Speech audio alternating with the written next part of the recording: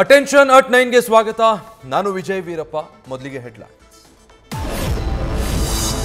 ಧರ್ಮಸ್ಥಳ ಗ್ರಾಮದಲ್ಲಿ ಶವಗಳನ್ನು ಹೂತಿಟ್ಟ ಪ್ರಕರಣ. ಎಸ್ಐಟಿ ಮುಖ್ಯಸ್ಥ ಪ್ರಣಬ್ ಮೊಹಾಂತಿ ಅಣತಿಯಂತೆ ನಡೆಯಲಿದೆ ತನಿಖೆ.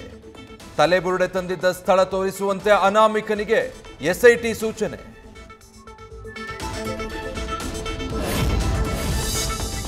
ಚಿತ್ರದುರ್ಗದ ರೇಣುಕಾಸ್ವಾಮಿ ಭೀಕರ ಹತ್ಯೆ ಪ್ರಕರಣ. ಇವತ್ತು ದರ್ಶನ್ ಪಡೆಗೆ ಜೈಲ ಬೇಲ ಎಂಬ ಭವಿಷ್ಯ. ಇಂದು ಸುಪ್ರೀಂ ಕೋರ್ಟ್ ಕಾಯ್ದಿರಿಸಿದ್ದ ಬೇಲ್ ಆದೇಶ.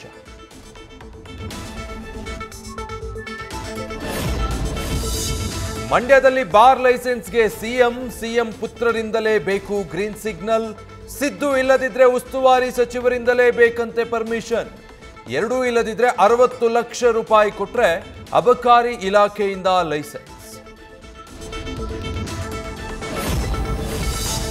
ಕೆಎನ್ ರಾಜಣ್ಣ ಬೆಂಬಲಿಗರಿಗೆ ಸಿದ್ದರಾಮಯ್ಯ ಅಭಯ. ಮಾಜಿ ಸಚಿವನ ಆಪ್ತರ ಪರ ನಿಂತ ಸಿಎಂ. ಸತೀಶ್ ಜಾರಕಿಹೊಳಿ ಮೂಲಕ ಬೆಂಬಲಿಗರಿಗೆ ಸಿದ್ದು ಸಂದೇಶ.